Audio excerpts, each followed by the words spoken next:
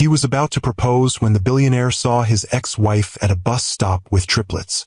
The velvet ring box felt heavy in Jackson Harrington's pocket as his Bentley glided through Manhattan's rain-slicked streets. Tonight was the night. After 18 months of a perfectly calibrated relationship with Vivian Chase, Harvard MBA, senator's daughter, the ideal CEO's wife, he was finally going to propose at Le Cirque. Then the traffic light turned red at 57th Street. Jackson glanced impatiently out the window, and his entire world stopped. There, huddled under the bus shelter, stood Amelia, his ex-wife. Her hair was different now, shorter with strands of silver he didn't remember. She wore a practical navy raincoat, nothing like the designer clothes he'd once insisted she wear. But what made his heart slam against his ribs weren't these changes. It was the 3 identical boys in red raincoats clustered around her legs. 3 boys with his eyes, his mother's chin, his father's hairline. "Sir, we've arrived at Le Cirque," his driver announced. But Jackson couldn't move, couldn't breathe, couldn't tear his gaze away from the impossible truth standing 20 feet away in the rain. Have you ever had a single moment completely shatter the life you thought you wanted? Have you ever discovered that what you threw away was actually your greatest treasure? Tonight, Jackson Harrington was about to propose to the perfect woman. Until he saw the family he never knew he had standing in the rain. What would you do if you discovered you had 3 children you never knew existed? And can 2 people who once broke each other's hearts find their way back to love after everything that's happened between them? "Stop the car," Jackson ordered, his voice barely recognizable even to himself. "Pull over, right now." His driver, Thomas, glanced in the rearview mirror with concern. "Sir, is everything all right?" But Jackson was already opening the door, stepping out into the rain without his umbrella, heedless of the water soaking his bespoke Tom Ford suit.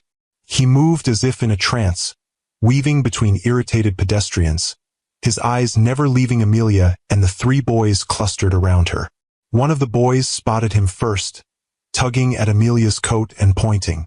She looked up, and the color drained from her face as their eyes met across the crowded sidewalk. "Jackson," she breathed, the word barely audible over the city noise. He stopped a few feet away, suddenly uncertain. What was he doing? What could he possibly say after 6 years of silence? After the divorce papers delivered by courier, the settlement negotiated through attorneys, the clean break that had been his idea? "Amelia," he managed. How are you?" She recovered quickly, straightening her shoulders in that determined way he once admired, pulling the boys closer to her sides. "I'm fine. Excuse me, but our bus." "Who's that, Mommy?" asked one of the boys, tugging at her coat. She knelt down, gathering them close. "This is an old friend of mine, Mr. Harrington." "He has eyes like us," observed another boy, his head tilted thoughtfully. The 3rd boy stared at Jackson with open curiosity, then held up his paper craft. "I made a rocket ship. Do you like rocket ships?" "Yes," Jackson replied, his throat tight with emotion. "I do." "Amelia," he said, turning back to her, his voice urgent now. "These boys, are they?" "Jackson, this isn't the place," a woman interrupted, stepping forward protectively. Jackson recognized her immediately. Meredith, Amelia's younger sister, who had never approved of him even in the best days of their marriage. "Amelia, the bus is coming," Meredith continued. "We should go." The bus pulled up with a hydraulic hiss, doors opening. Meredith quickly gathered a small shopping cart and urged the boys toward the bus. "Please," Jackson said, his voice cracking slightly, "let me drive you home. We need to talk about this." Amelia hesitated, looking at the crowded bus, then at the rain still falling steadily. Meredith shook her head in warning from the bus steps. "Just a ride," Jackson pressed. "My driver is right there. Please, Amelia." Perhaps it was the genuine shock in his voice, or the practical reality of managing 3 energetic boys on a packed bus during rush hour. Whatever the reason, Amelia finally nodded. "Just a ride," she agreed. "Mare will take a car. I'll call you later." Meredith looked deeply skeptical but nodded, stepping off the bus with the boys and the shopping cart. "If you're sure." "I'm sure," Amelia said, though her voice suggested otherwise. The walk to the waiting Bentley was silent and tense. Thomas showed no surprise at the unexpected passengers, simply holding doors and helping with the shopping cart with professional efficiency. Inside the car's plush interior, the triplets' excitement momentarily overcame the adults' discomfort. "Wow, this car is huge. Look at these buttons. Can I press one? Please." "Boys," Amelia said firmly, "remember our manners in other people's spaces." They settled immediately, though their eyes continued to roam the car's luxurious features. Jackson couldn't stop staring at them. Now that they were closer, the resemblance was undeniable. They had his mother's chin, his father's hairline. Harrington's through and through. His sons. He had 3 sons he'd never known existed. 7 years earlier, Jackson Harrington had been a different man. Not yet a billionaire, though well on his way with his cybersecurity startup gaining serious traction. He'd been 34, driven, ambitious, and utterly unprepared for Amelia Bennett to walk into his life at a charity gala for the New York Public Library. She hadn't been like the women he usually dated, sleek, polished socialites or razor-sharp businesswomen who understood the game he was playing. Amelia had been a literature professor at Columbia, more comfortable discussing Austen and Eliot than market shares and venture capital. She'd worn a simple black dress that night, her dark hair falling in natural waves around her shoulders. No expensive jewelry, just a vintage brooch that had belonged to her grandmother. "You look lost," she'd said, finding him hiding in the library's rare book room, seeking a moment's escape from the networking and small talk. "Just taking a breather," he'd admitted. "These events can be exhausting," she'd offered with a knowing smile. "All that performing." He'd been startled by her perception. "Most people think I enjoy this." "Maybe you do sometimes," she'd said, running her fingers along the spine of a first-edition Dickens. "But tonight you looked like a man who needed a moment of quiet." They talked for an hour, missing the keynote speech entirely. She challenged him, made him laugh, listened with genuine interest to his vision for Sentinel security. By the end of the night, he'd been captivated by her quiet intelligence, her unpretentious warmth, the way she saw through the carefully constructed facade he presented to the world. Their courtship had been swift and intense. Amelia had been a revelation to Jackson, someone who valued him for more than his growing success, who reminded him of the idealistic young man he'd been before ambition began to consume him. Within 6 months, he'd proposed on a quiet evening at her small apartment.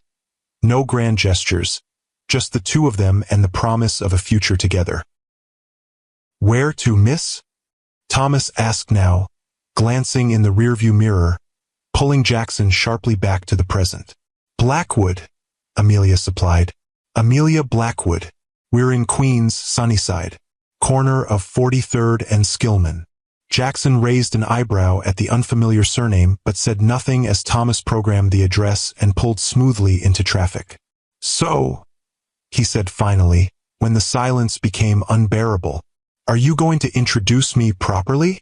Amelia's expression remained guarded, but she nodded. "Boys, this is Mr. Jackson Harrington. Jackson, these are my sons. Ethan is the one with the dinosaur. Oliver made the rocket ship. And this is Leo with the portrait." "It's you, Mom," Leo clarified, holding up the drawing again. "See? I gave you a big smile because tomorrow's our birthday and you said we're having cake." "It's beautiful," Jackson said softly, earning a beaming smile from the boy. "Do you like dinosaurs, Mr. Harrington?" Ethan asked, scooting closer to show his paper creation. "I do," Jackson replied, his throat tight. "T-Rex was always my favorite." "Mine too." Ethan's eyes widened with delight. "Mom says they had tiny arms but big hearts." "Your mom always did see the best in everyone," Jackson said, glancing at Amelia, who was watching the interaction with an unreadable expression. The drive to Queens took nearly an hour in the evening traffic. By the time they arrived at Amelia's modest apartment building, Jackson had learned that Ethan loved dinosaurs and building blocks, Oliver was fascinated by space and could name all the planets, and Leo was the artist of the family, always drawing and noticing small details others missed. They were in pre-kindergarten at a local school, loved the library where their mom worked, and were very excited about turning 5 tomorrow. What he hadn't learned was why Amelia had kept their existence from him for 5 years. "This is us," Amelia said as Thomas pulled up to the curb. "Thank you for the ride." "Amelia, we need to talk," Jackson said quietly. "Please." She hesitated, then nodded once. "Boys, go with Aunt Meredith. She'll get you started on dinner. I need to talk to Mr. Harrington for a few minutes." Meredith, who had been waiting on the building steps, approached the car with obvious reluctance. "Everything okay?" she asked, her protective gaze fixed on Jackson. "Fine, Mare. Just give us a few minutes." Once the boys had been ushered inside with the shopping cart, Amelia turned to Jackson. "You should know I never kept them from you out of spite. I tried to tell you in the beginning." "When?" he demanded, the shock giving way to anger. "How? I never received any message, any call. I called your office 3 times in the first month after I found out," she said evenly. "The first time your assistant said you were in meetings all day. The second time you were in Tokyo. The third time, I was told you had left explicit instructions not to be disturbed by personal calls, especially from me." Jackson winced, remembering that directive. In the raw aftermath of the divorce, he'd wanted a clean break. No messy emotional entanglements to distract from the critical funding round Sentinel was pursuing. "After that," Amelia continued, "I sent a letter to your office.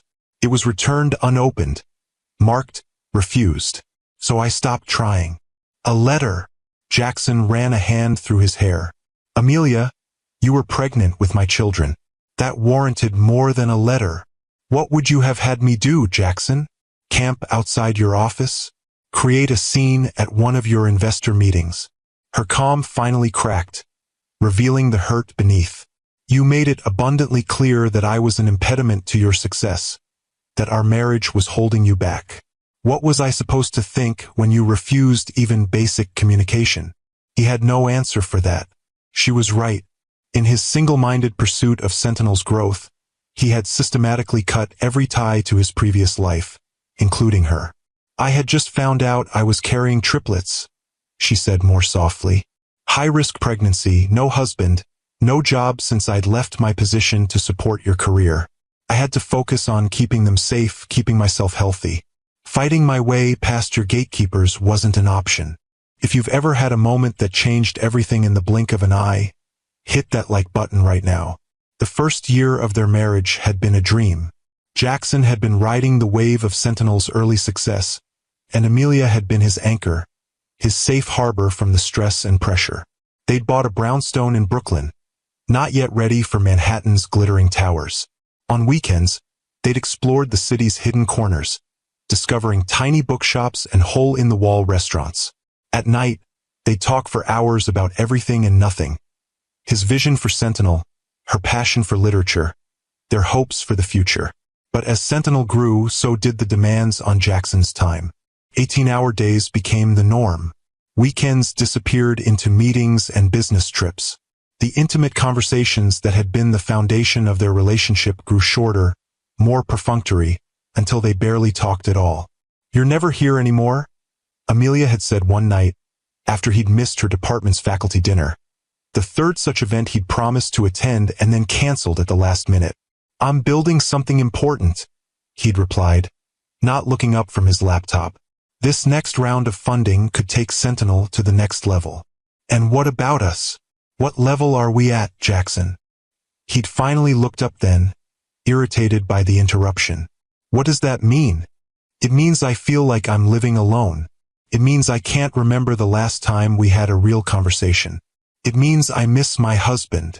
I'm right here," he'd said, gesturing around their living room. "I come home every night. Your body comes home. Your mind is still at the office." Amelia had sat beside him, closing his laptop gently. "Jackson, I'm not asking you to give up your dreams. I'm just asking for a place in them." He'd promised to do better, and for a while he had tried. But then Sentinel had landed its first major government contract, and the demands had intensified. Jackson had been consumed by the opportunity, the validation, the intoxicating rush of success within reach. The real turning point had come when Sentinel outgrew the Brooklyn office. Jackson had decided to move the company to Manhattan, and with it, their home.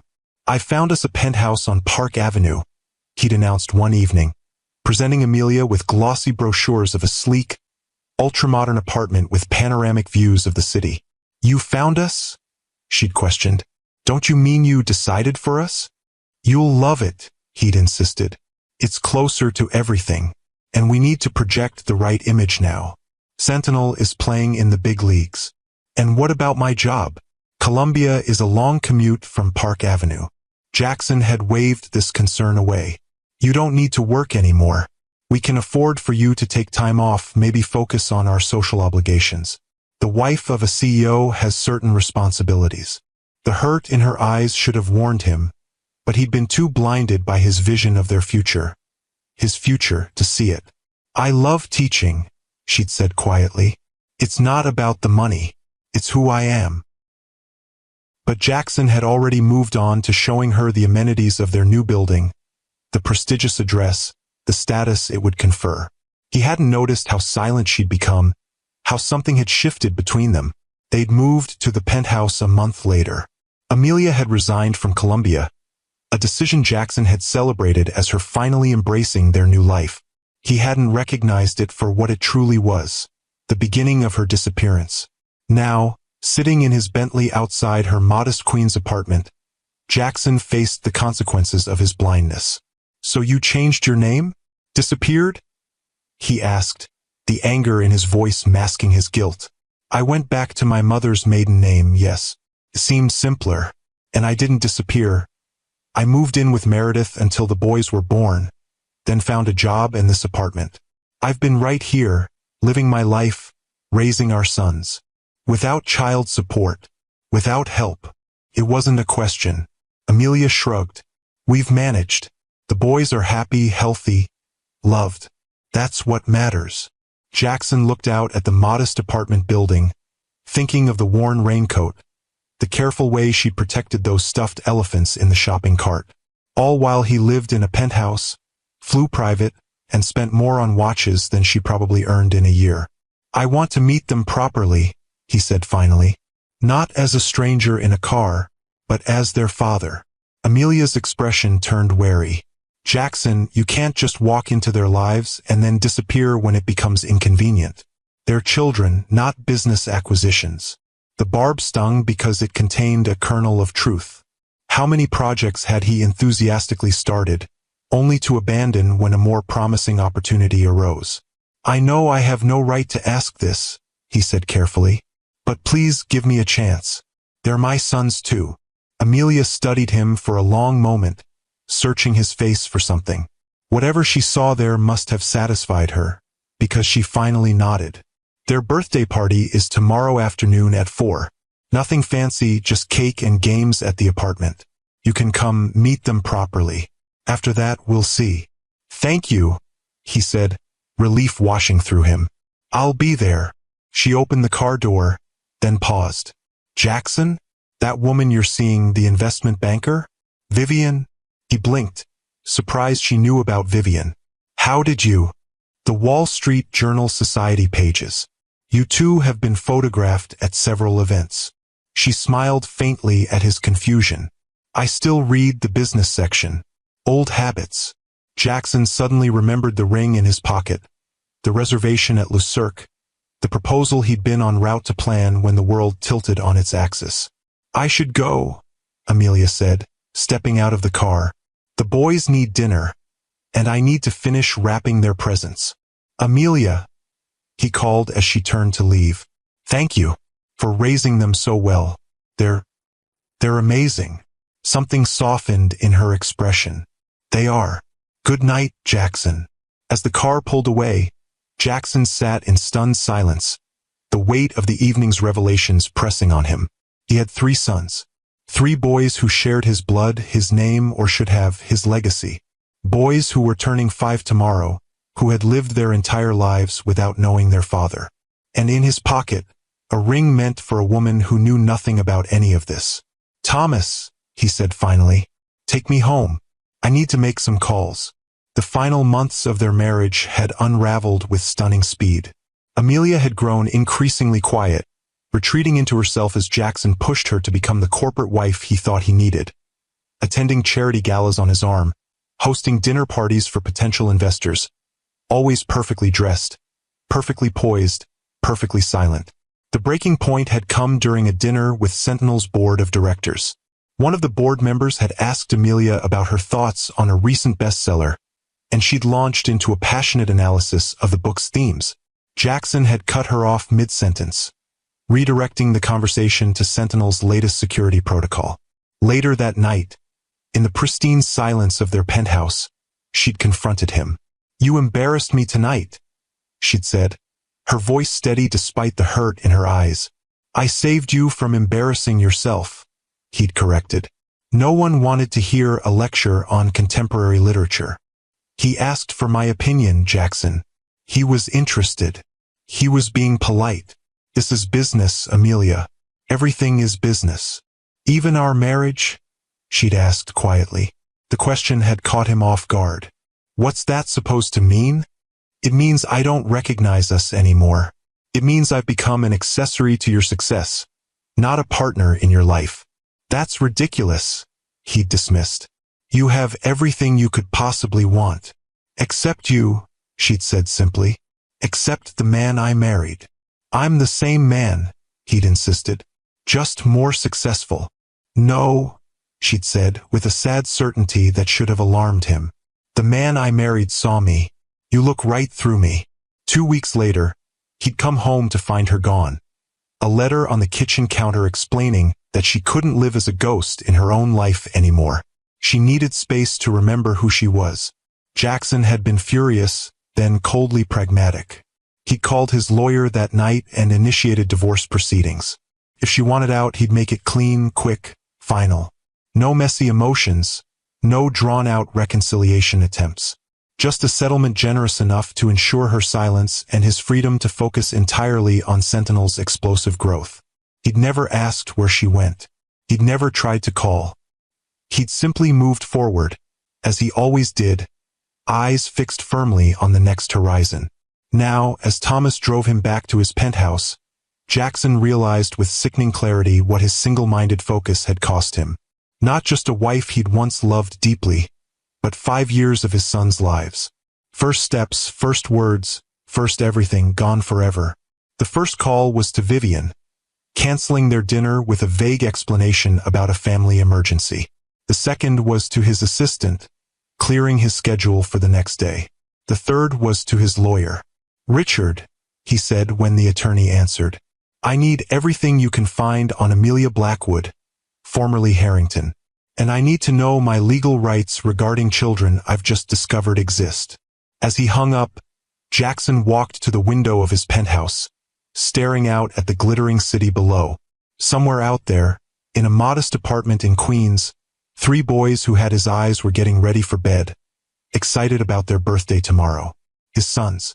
The thought kept hitting him anew, a wave of emotion unlike anything he'd experienced in the relentless pursuit of success that had defined the last decade of his life. The ring box sat abandoned on his coffee table, the proposal forgotten. Tonight, for the first time in 6 years, Jackson Harrington wasn't thinking about Sentinel Security, or the board, or his carefully constructed future with the perfect corporate wife. He was thinking about tiny arms and big hearts, about rocket ships and dinosaurs, about a chance to be something more meaningful than a billionaire CEO. He was thinking about being a father. If you believe true love sometimes needs time apart to grow stronger, subscribe to Timeless Love Tales for more stories that honor the journey back to each other. Amelia closed the apartment door behind her and leaned against it, taking a deep breath to steady herself. Through the thin walls, she could hear the boys chattering excitedly to Meredith about their ride in the fancy car, and the man with eyes like theirs. "Mom!" Oliver called, running to her as she entered the small living room. "Can Mr. Harrington come to our birthday? He likes rockets too." Meredith shot her a questioning look over the boys' heads. Amelia managed to smile for her son. "Actually, yes. Mr. Harrington will be coming to your party tomorrow." The triplets erupted in cheers while Meredith's eyebrows rose even higher. "Boys, why don't you go wash up for dinner?" Amelia suggested. "Aunt Meredith and I need to talk for a minute." Once the boys had scampered off to the bathroom, Meredith didn't waste time. "Are you out of your mind? After everything he did? Or didn't do? You're just letting him waltz back into your lives." "He didn't know about them, Mare," Amelia said quietly. "Because he made himself unreachable.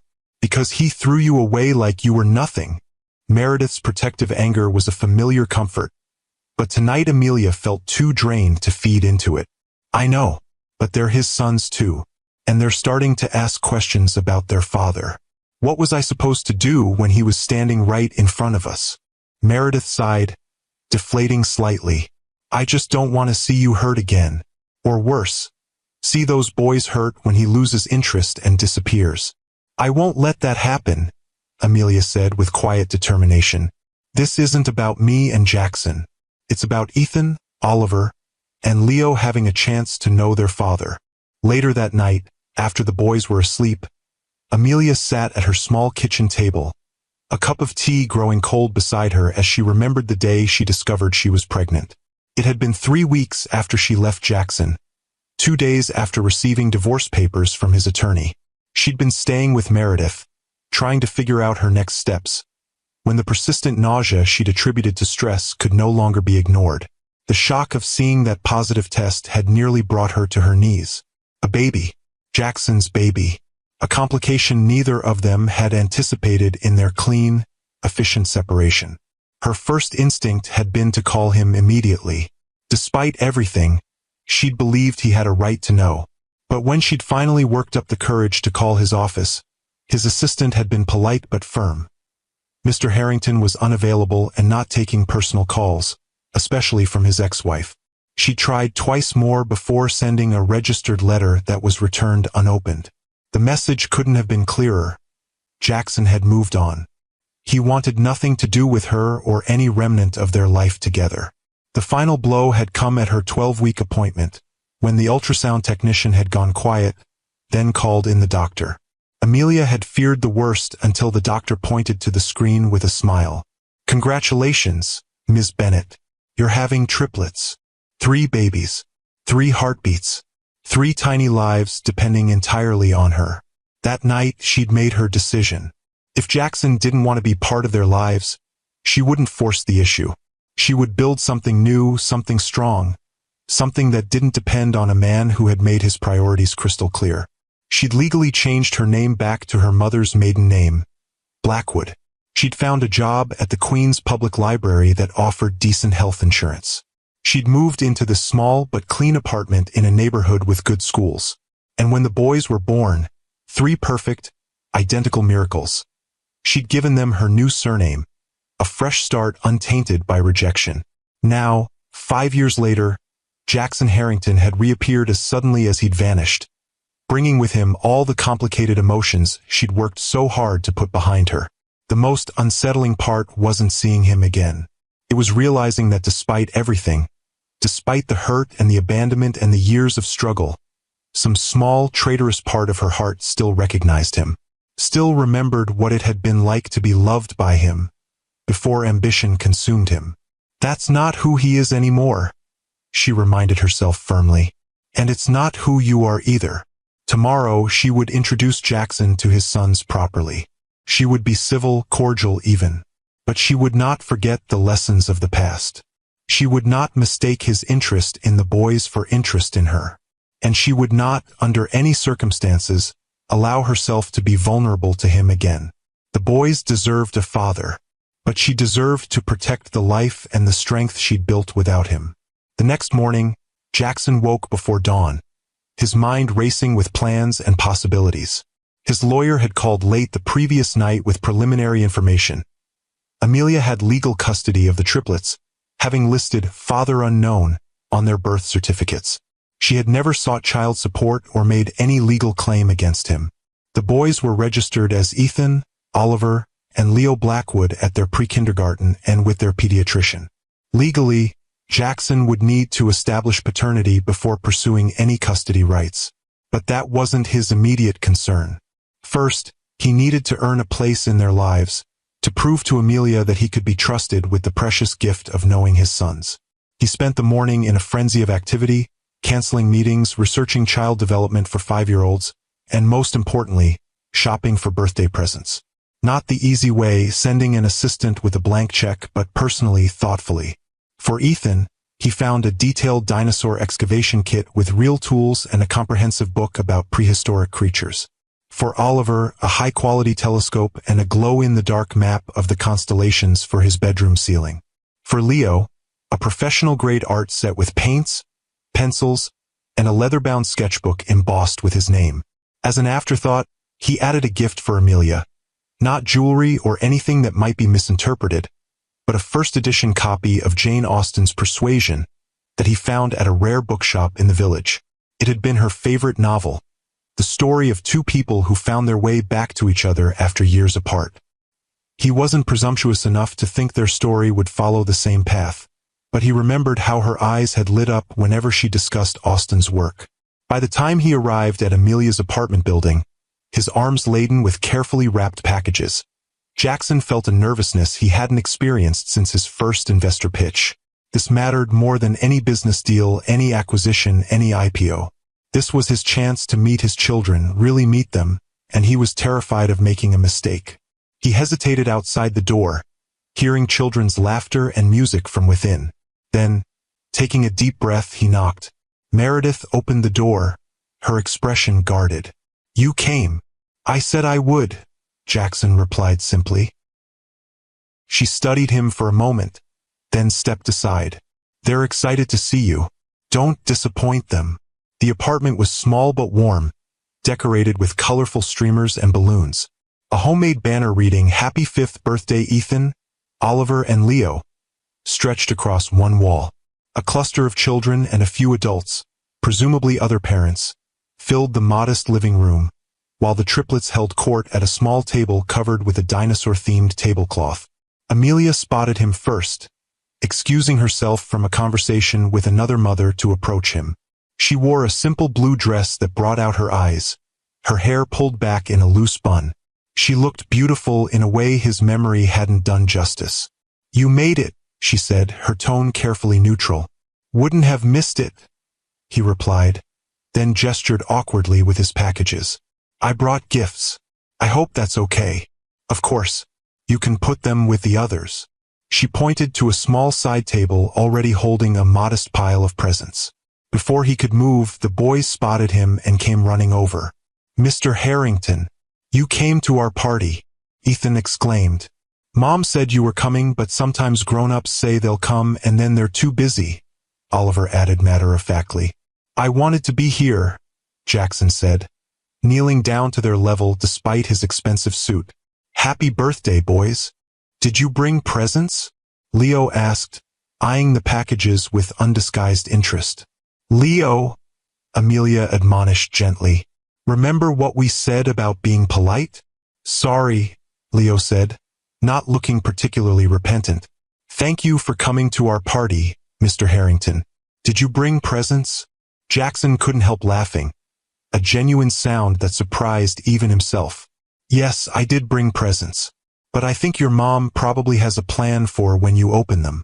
"After cake," Amelia confirmed. "Speaking of which, I should check on it." As she headed to the kitchen, Jackson found himself surrounded by curious 5-year-olds, all asking questions about his car, his watch, and whether he knew any dinosaurs personally. "Dinosaurs lived millions of years ago," he explained to a particularly persistent boy. "So no one alive today has ever met one." "That's what I told him," Ethan said with the weary patience of someone who had explained this many times. "But Tyler doesn't believe me." Jackson was saved from further paleontological debate by Amelia's announcement that it was time for cake. The children scrambled to the table as she emerged from the kitchen carrying a homemade cake decorated with dinosaurs, rockets, and paintbrushes, one theme for each boy. As everyone sang, "Happy Birthday," Jackson watched Amelia help the triplets blow out their candles, her face glowing with love and pride. He felt a sharp pang of regret for all the moments like this he had missed, all the birthdays and milestones he hadn't been there to witness. But mixed with the regret was something unexpected. Admiration. Amelia had done this on her own, created this warm, loving home, raised 3 remarkable boys without help or support. The woman he'd left behind, the one he'd dismissed as not understanding his ambition, had shown more strength and determination than he'd ever given her credit for. After cake came presents, and Jackson held his breath as the boys opened his gifts. Their excitement, Ethan's whoop of joy at the excavation kit, Oliver's wide-eyed wonder at the telescope, Leo's reverent handling of the art supplies, was worth every minute he'd spent selecting them. "These are very generous gifts," Amelia said quietly, appearing at his side as the boys showed their treasures to their friends. "I wanted to get them something special," Jackson replied. "I've missed 5 birthdays already." Something flickered in her eyes. Not quite forgiveness, but perhaps understanding. "They love them. Thank you. I got something for you too," he said, handing her the small, carefully wrapped package he'd been holding back. "It's not much, just, I remembered it was your favorite." Amelia unwrapped the book slowly, her expression softening as she recognized the title. "A first edition? Jackson, this is too much." "It's not enough," he said simply. "Not nearly enough." Their eyes met, and for a brief moment, the years between them seemed to fall away. Then Meredith appeared with a camera, asking to take photos of the boys with their gifts, and the moment passed. As the party wound down and guests began to leave, Jackson found himself helping Amelia clean up while Meredith entertained the boys in the living room. "They're incredible, Amelia," he said as they worked side by side in the small kitchen. "You've done an amazing job with them." "They make it easy," she replied. "They're good boys." "They're Harringtons," he said without thinking. "They should have my name." Amelia's hands stilled on the plate she was washing. "That's not a conversation for today, Jackson. You're right. I'm sorry." He passed her another plate. I want to be part of their lives. Whatever that looks like, however you think is best. I want to know them." She studied him for a long moment. "And what about your fiancée? How does she feel about you suddenly having 3 children?" "She's not my fiancée," Jackson clarified. "And she doesn't know yet. I canceled our dinner last night."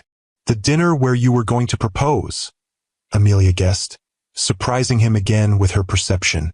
"Yes," he admitted. "But that's not happening now." "Because of the boys?" "Because seeing you again, seeing what you've built here, seeing what I walked away from," he struggled to find the right words. "It's made me question everything." Amelia dried her hands on a dish towel, her expression guarded. "Jackson, I need to be very clear about something. I'm not the same woman you left 6 years ago. I won't put my life or my boys' lives on hold while you figure out what you want. If you want to be their father, I won't stand in your way. But don't confuse that with anything else." "I understand," he said, though the finality in her tone left an unexpected hollow feeling in his chest. "I just want a chance to know them, to be the father they deserve." After a moment, she nodded. "We can start with dinner next weekend. Something casual so they can get to know you better." "I'd like that," Jackson said, relief washing through him. "Thank you, Amelia." As he prepared to leave, the boys insisted on showing him their room. A small space with 3 beds that they decorated with their individual interests. Dinosaur posters above Ethan's bed, space-themed decals over Oliver's, and Leo's artwork proudly displayed on the wall by his pillow. "Will you come back soon?" Oliver asked as Jackson knelt to say goodbye. "Very soon," Jackson promised. "Your mom said I could take you all to dinner next weekend. Can we go in your big car?" Ethan asked excitedly. "If your mom says it's okay," Jackson replied, glancing at Amelia, who nodded with a small smile. "Are you our dad?" Leo asked suddenly, his perceptive gaze fixed on Jackson's face. The room went silent. Meredith, who had been hovering nearby, inhaled sharply. Amelia stepped forward, but Jackson gently raised a hand, asking for a moment. "Yes, Leo," he said, looking each boy in the eye. "I am your dad, and I'm very sorry I haven't been here before now. But if you and your brothers are okay with it, I'd really like to start being your dad now." The boys exchanged looks, having one of those silent conversations that only identical triplets could manage. Then Ethan, apparently the designated spokesman, nodded solemnly. "Okay, but you have to promise not to be too busy all the time. Mom says promises are important." "Your mom is right," Jackson said, his throat tight with emotion. "I promise I won't be too busy for you. Not ever again." As he left the apartment, the weight of that promise settled on his shoulders, not as a burden, but as a compass pointing toward a future he'd never imagined but suddenly wanted more than anything. Have you ever had to completely reimagine your future because of one unexpected moment? Share your story in the comments below. The week that followed was a blur of activity for Jackson. By day, he restructured his work schedule, delegating responsibilities he'd previously insisted on handling personally, much to the surprise of his executive team. By night, he researched everything from child development to co-parenting strategies, determined to approach fatherhood with the same thoroughness he applied to business acquisitions. On Monday morning, he'd called Vivian to explain the situation in person. They'd met at her sleek downtown office, the ring box sitting between them on her glass desk like an artifact from another lifetime. "Triplets," she'd repeated, her perfectly composed expression betraying only the slightest hint of surprise. "And you had no idea they existed?" "None," Jackson confirmed. "Amelia tried to tell me, but I made myself unreachable." Vivian had studied him thoughtfully. Unlike the dramatic scenes he'd half expected, she'd been remarkably pragmatic. "This changes everything, doesn't it?" "It has to," he'd admitted. "They're my sons. I've already missed 5 years of their lives. And the proposal?" She gestured to the ring box. "Would be unfair to you. I can't ask you to suddenly become a stepmother to 3 children. I'm just getting to know myself. And I can't promise that my focus won't shift dramatically in the coming months." To his surprise, Vivian had smiled, a genuine expression rarely seen on her usually composed face. "You know, Jackson, this is perhaps the most honest you've ever been with me." She'd pushed the ring box back toward him. "We made sense on paper, but I think we both know that's not enough for a lifetime." They'd parted as friends, perhaps closer in that moment of honesty than they'd been during their entire relationship. It had been a clean break, much like his divorce from Amelia, except this time, Jackson was acutely aware of what a clean break could cost. On Wednesday, he'd met with his lawyer to discuss legally establishing paternity and setting up trust funds for the boys. Richard had raised the question of custody. "Do you want to pursue joint legal custody?" the attorney had asked. "Given your resources, we could make a strong case." "No," Jackson had said firmly. "Amelia has been their only parent for 5 years. I'm not going to disrupt that with legal battles. I want to be in their lives, but on terms that work for everyone, especially the boys." Richard had seemed surprised but hadn't argued. Instead, they drafted a generous child support proposal that acknowledged the years of back support Amelia had never requested, along with provisions for the boys' education, health care, and future needs. By Friday, Jackson found himself standing outside a child psychologist's office, having scheduled a consultation on how best to integrate himself into his sons' lives without causing confusion or distress. The specialist had offered practical advice. Move at the children's pace, establish consistent routines, respect boundaries, and above all, keep promises. Children this age need reliability more than grand gestures. Dr. Winters had explained. A father who shows up consistently for small moments will build more trust than one who makes occasional spectacular appearances. Now, as Saturday evening approached, Jackson felt a nervousness he hadn't experienced since his company's IPO. He'd chosen a family-friendly restaurant with interactive games and activities, casual enough that the boys would feel comfortable, but private enough for conversation. He'd arrived early to secure a quiet corner booth and arrange small welcome gifts at each child's place. Nothing extravagant, just small dinosaur, space, and art-themed activity books to match their interests. When Thomas pulled the Bentley up to Amelia's apartment building, Jackson went to the door himself rather than waiting in the car. This wasn't a business pickup. This was him showing up for his family. Amelia answered his knock, looking lovely in simple jeans and a soft blue sweater. Behind her, the boys were a whirlwind of excitement, all talking at once about the fancy car and whether the restaurant would have chocolate milk. "You look nice," Jackson said, the words slipping out before he could consider them. "Thank you," Amelia replied, a hint of surprise in her eyes. "Boys, do you have your jackets? It's getting chilly out." The drive to the restaurant was filled with the triplets' chatter. They'd become noticeably more comfortable with Jackson over the past week, peppering him with questions about everything from his favorite color to whether he knew how to swim. "Dad, do you have a swimming pool?" Oliver asked, the word "dad" still new and wonderful to Jackson's ears. "I do, at my apartment building," Jackson replied. "Maybe you could come swim sometime, if your mom says it's okay." "Can we, Mom?" Ethan asked immediately. Amelia smiled. "We'll see. Let's focus on dinner tonight." At the restaurant, the boys were delighted with their activity books, immediately diving into the puzzles and games while they waited for their food. Jackson had researched their favorite meals ahead of time, another detail that earned him an approving glance from Amelia. "You've done your homework," she observed quietly while the boys were distracted.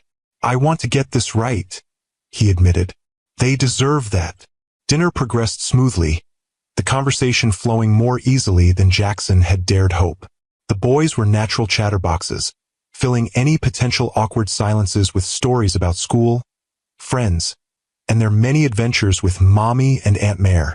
It was during dessert, ice cream sundaes, that the boys assembled themselves from a toppings bar, that Leo asked the question Jackson had been both expecting and dreading. "Dad, why didn't you live with us before? Didn't you want to?" The table went quiet.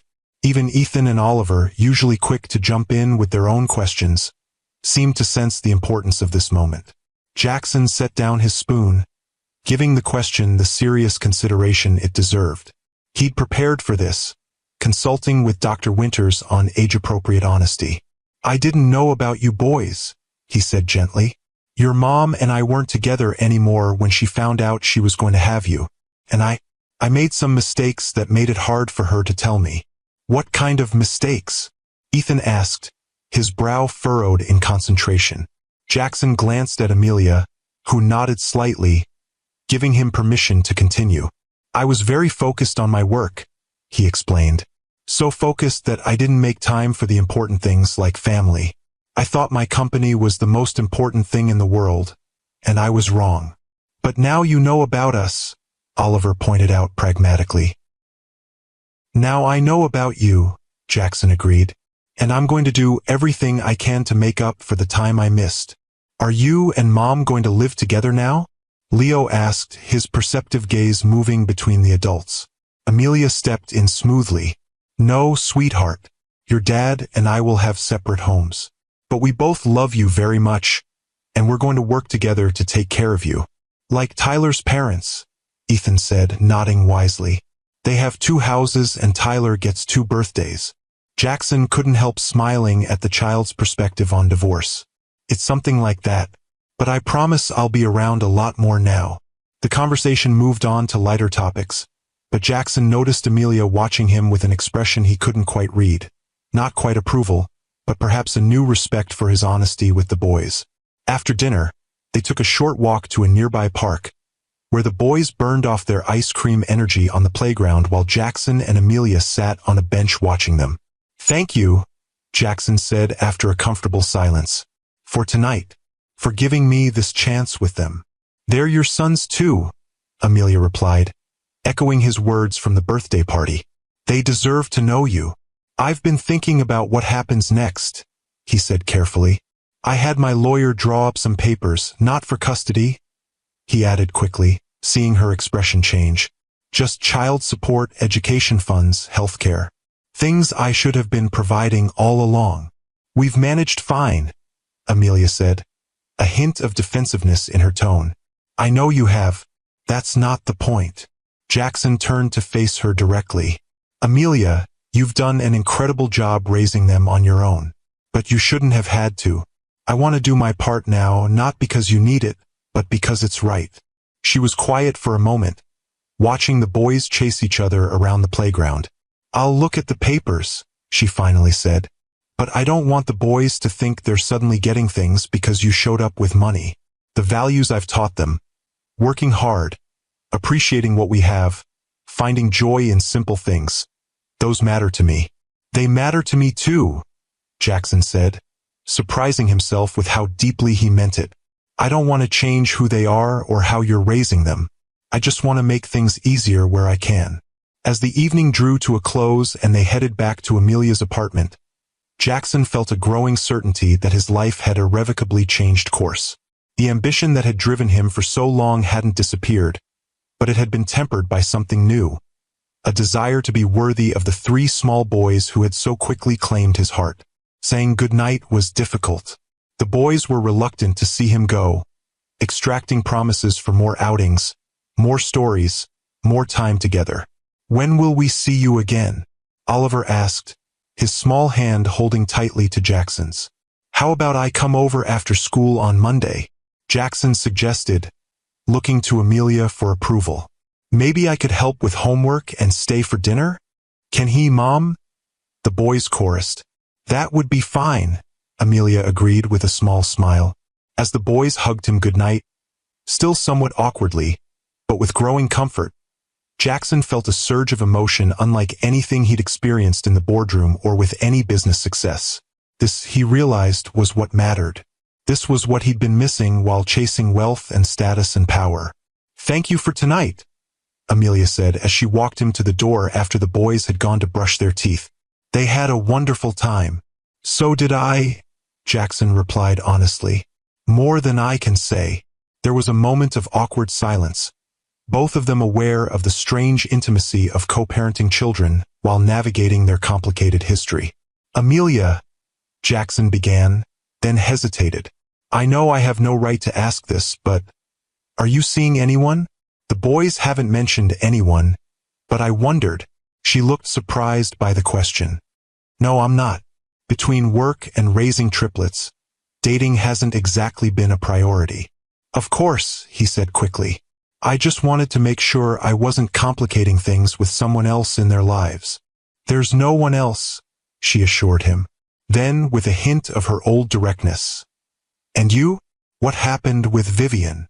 "We ended things," Jackson said simply. "It was the right decision for both of us."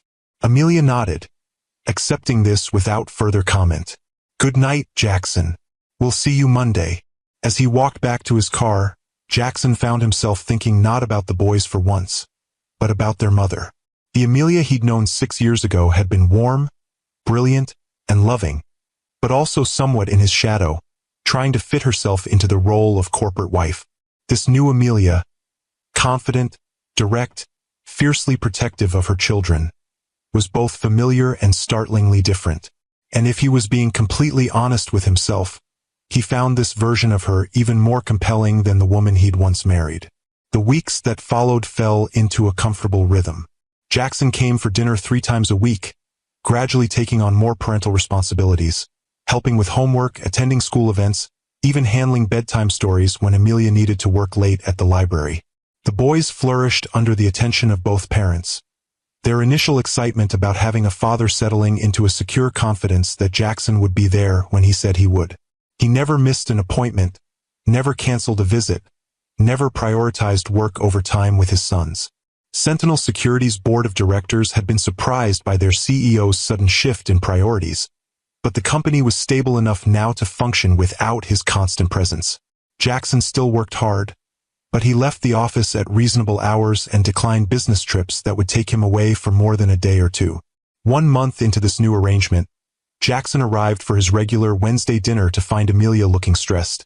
Her phone pressed to her ear as she stirred something on the stove while simultaneously trying to help Ethan with a school project. "No, I understand," she was saying, her expression growing more concerned. "But there's no one else who can cover?" "I see. Yes, of course. I'll be there." She hung up with a sigh, then noticed Jackson in the doorway. "Oh, you're here. Sorry about that. Everything okay?" he asked, already moving to take over the stirring. "Not really. The library's short-staffed, and they need me to cover the evening shift. Meredith is out of town, and my backup sitter just canceled." She ran a hand through her hair in frustration. "I hate to ask, but could you stay with the boys tonight? It would be until about 9:30. "Of course," Jackson said immediately. "I'd be happy to." Relief washed over her face. "Thank you. Dinner's almost ready, and they've already started homework. Bedtime is 8:30, and they'll try to negotiate for later, but don't let them." "I've got this," he assured her. "Go get ready. We'll be fine." As Amelia rushed to change for work, Jackson felt a surge of pride that she trusted him enough to leave him alone with the boys. It was a small thing, perhaps, but it represented significant progress in their co-parenting relationship. That evening was a revelation.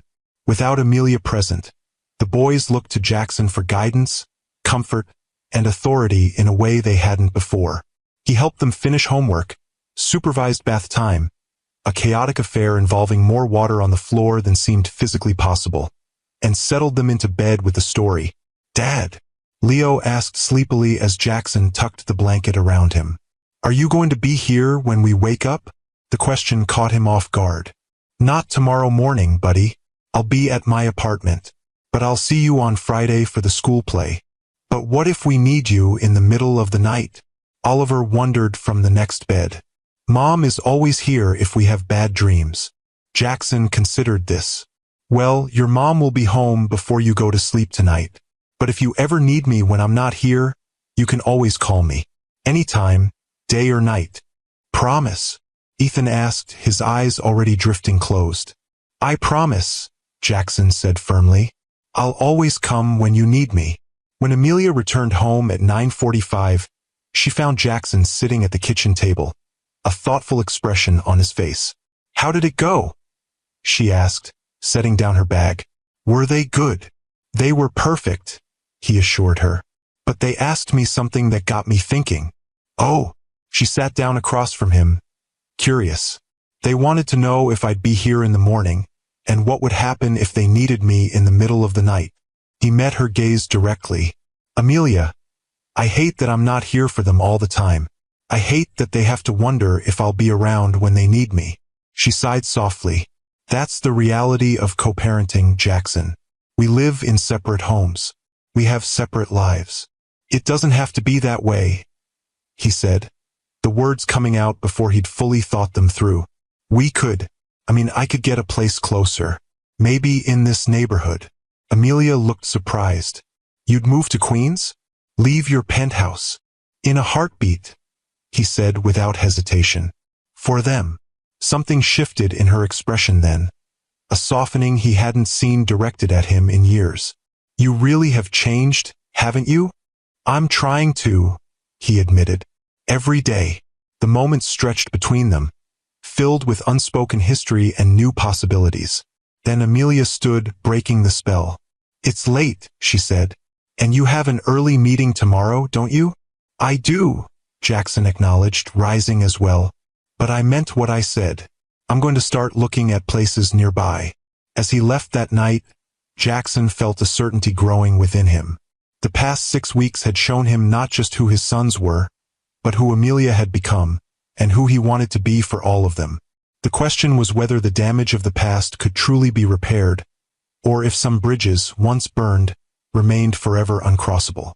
6 months after that rainy evening at the bus stop, Jackson stood in the kitchen of his new home, a comfortable brownstone just 3 blocks from Amelia's apartment.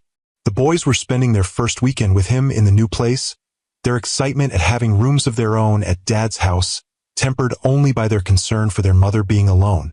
"But who will make Mom breakfast?" Ethan had worried as Jackson helped them pack overnight bags. "I think Mom can manage breakfast for one morning," Amelia had assured him with a smile.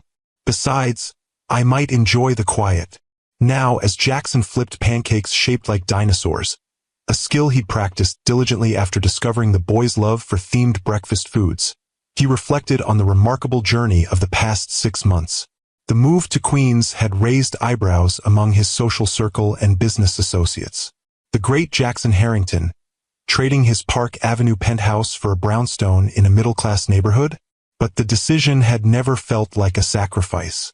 If anything, The brownstone with its warm wooden floors and backyard garden felt more like a home than the sleek, impersonal penthouse ever had. "Dad, Oliver took my T-Rex." Ethan's indignant voice carried from the living room.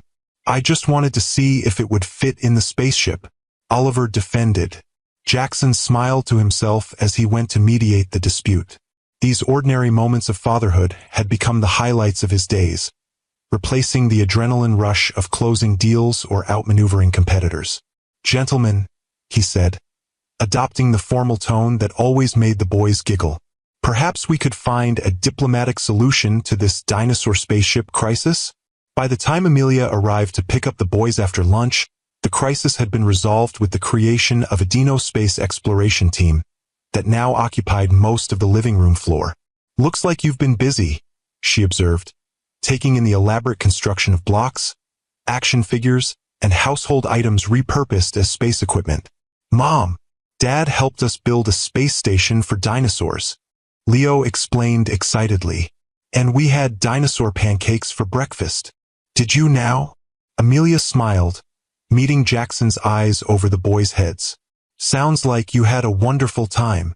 "We did," Jackson confirmed, "though I think I need to work on my pancake flipping technique." The Stegosaurus was a bit abstract. "It looked more like a blob with spikes," Ethan informed his mother solemnly. "But it tasted good." Amelia laughed, the sound warming something in Jackson's chest. These moments of easy camaraderie had been growing more frequent between them, the sharp edges of their past gradually softening into something that, if not quite friendship, was at least a comfortable partnership. "Boys, why don't you go pack up your things?" Amelia suggested. "Give me a few minutes to talk to your dad." Once the triplets had raced upstairs to gather their belongings, Amelia turned to Jackson with a more serious expression. "I wanted to let you know that I've been offered a promotion at the library," she said. "Head of Children's Services. It would mean more responsibility, better pay, but also some evening events and occasional weekend work." "That's wonderful," Jackson said sincerely. "You deserve it." "Thank you." She hesitated. "The thing is, with the boys starting kindergarten in the fall and this new position, I've been thinking about our arrangement. If you're open to it, it might make sense for them to spend more time here. Maybe 2 or 3 nights a week, instead of just weekends." Jackson felt a surge of joy at the suggestion. "I'd love that. You know I would. But are you sure? I know how much you value your time with them." "I do," she acknowledged. "But I also value their relationship with you. And practically speaking, having you take more of the childcare responsibilities would help me balance everything." She smiled slightly. "Besides, they clearly enjoy their dinosaur pancakes. Even the abstract ones," Jackson agreed with a grin.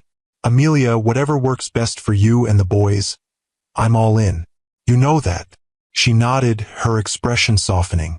"I do know that now. It's taken time, but you've proven yourself, Jackson.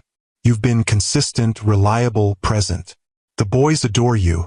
And I adore them," he said simply. "They're the best thing that's ever happened to me, even if it took me far too long to realize it." Something unspoken passed between them then, a current of understanding that went beyond their roles as co-parents. Before either could acknowledge it, the boys thundered back downstairs, backpacks haphazardly stuffed with belongings. "All ready," Oliver announced proudly, though a sock was clearly hanging out of his bag. As Amelia helped the boys organize their things, Jackson found himself watching her. The patient way she showed them how to fold their clothes, the gentle firmness when Leo tried to smuggle an extra toy home, the laugh that came so easily now.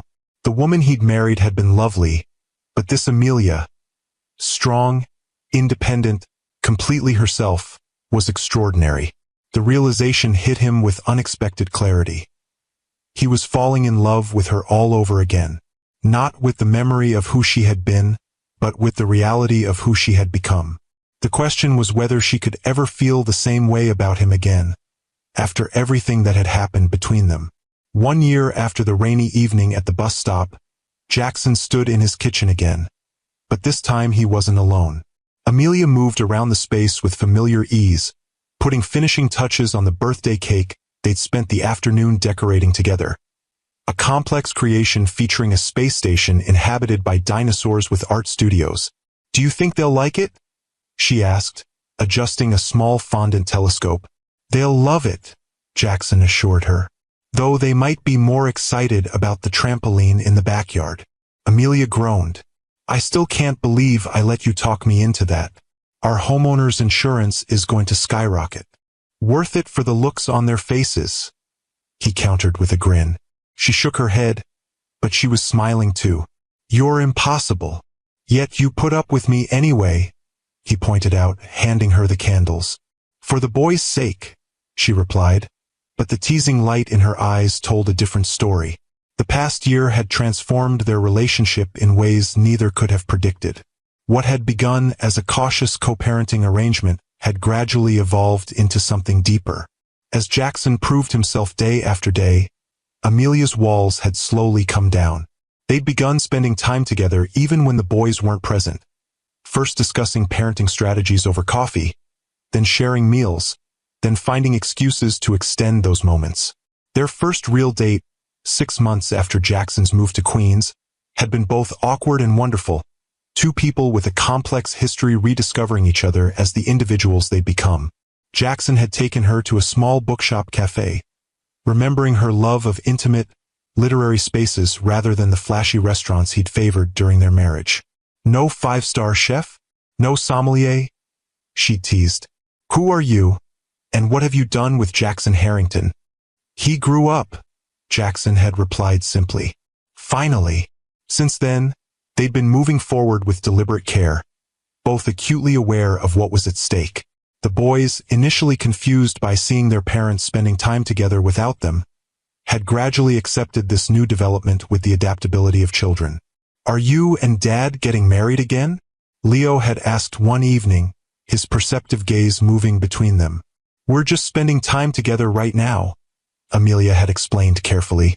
"Getting to know each other again." "But you like each other," Ethan had stated matter-of-factly. "We can tell." Out of the mouths of babes, Jackson had thought, catching Amelia's eye across the dinner table. Now, as they put the finishing touches on the birthday preparations, Jackson felt the weight of the small box in his pocket. Not an engagement ring, he wasn't presumptuous enough to think they were ready for that step, but a gift that he hoped would convey what he'd come to feel over the past year. The birthday party was a joyful chaos of 6-year-olds, cake, presents, and the wildly popular trampoline. By the time the last guest had been picked up and the triplets had finally crashed from their sugar high, Jackson and Amelia were exhausted but content. "That went well," she said, collapsing onto the couch beside him. "Though I think we'll be finding cake crumbs for weeks." "Small price to pay," Jackson replied, putting his arm around her shoulders in a gesture that had become natural over the past months. "They had a great time." "They did," she agreed, leaning into him slightly. "You've given them so much, Jackson. Not just the material things, but your time, your attention, your love. It's transformed them." "They've transformed me," he said honestly. "You all have." Amelia looked up at him, her expression soft in the dimming evening light. "It's been quite a year, hasn't it?" "The best of my life," Jackson said. "Which reminds me." He reached into his pocket and pulled out the small box. "I have something for you." Amelia's eyes widened. "Jackson, it's not what you think," he assured her quickly. "Just open it."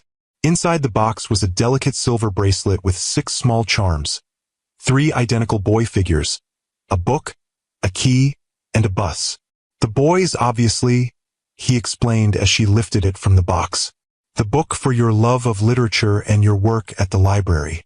The key for the new beginning you gave me by letting me into their lives. And the bus for where you found us," she finished softly, running her finger over the tiny silver bus charm. "The moment that changed everything," he confirmed. "Amelia, I know we've been taking things slowly, and I respect that, but I want you to know how I feel." He took a deep breath. "I love you. Not the memory of who you were, but the reality of who you are now, the strong, incredible woman who rebuilt her life on her own terms, who raised our sons with such grace and wisdom." who gave me a second chance I probably didn't deserve. Amelia's eyes glistened with unshed tears. Jackson, you don't have to say anything, he assured her quickly. I just wanted you to know, whatever happens between us, however long it takes, I'm here, and I'm not going anywhere. She was quiet for a long moment, looking down at the bracelet in her hands. Then she met his gaze with a certainty that took his breath away. I love you too, she said simply. I think part of me always did, even when I was so angry I couldn't see straight. But this isn't about holding on to the past. It's about who we are now, who we've become. She smiled, a full, radiant expression that made his heart skip. And I like who we are now, Jackson. I like us. He cupped her face gently, giving her every opportunity to pull away. When she didn't, he kissed her.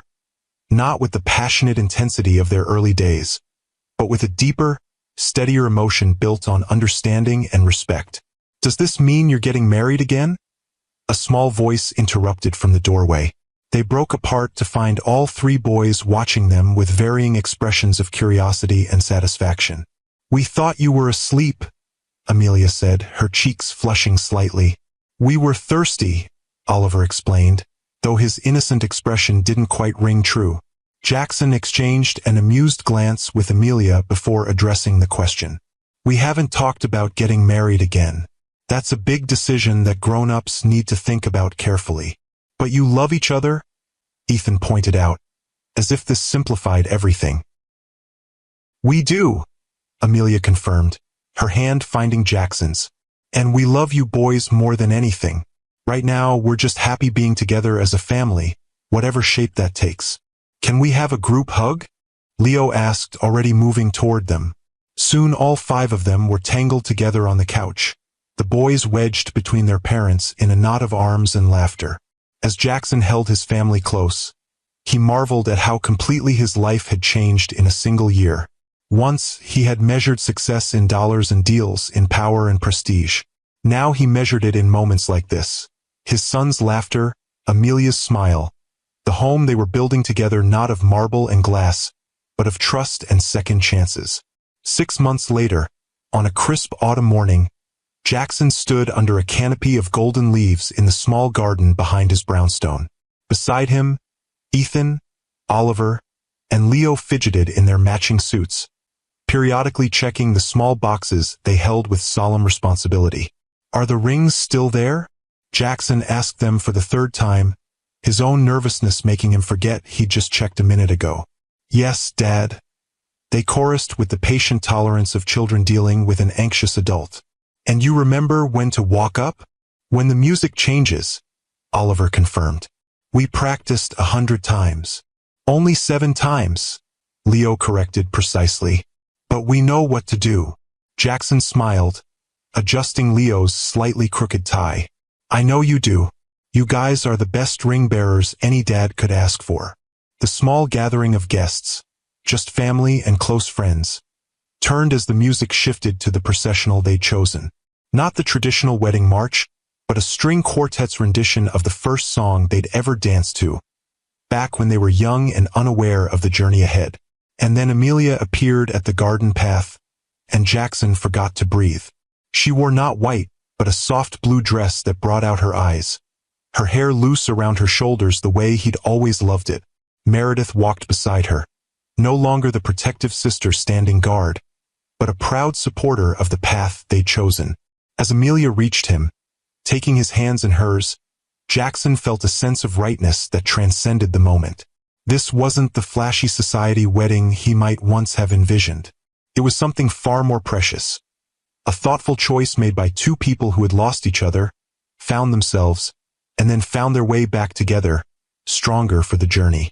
Dearly beloved, the officiant began. We are gathered here today not to begin a marriage, but to renew one that has been transformed through separation, growth, and rediscovery. The ceremony they designed together acknowledged both their past and their present, the mistakes made, the lessons learned, the forgiveness offered and accepted. When it came time for the rings, the boys stepped forward with perfect coordination, each presenting a small box. 3 rings, Amelia whispered, surprised. One from each of them, Jackson explained softly.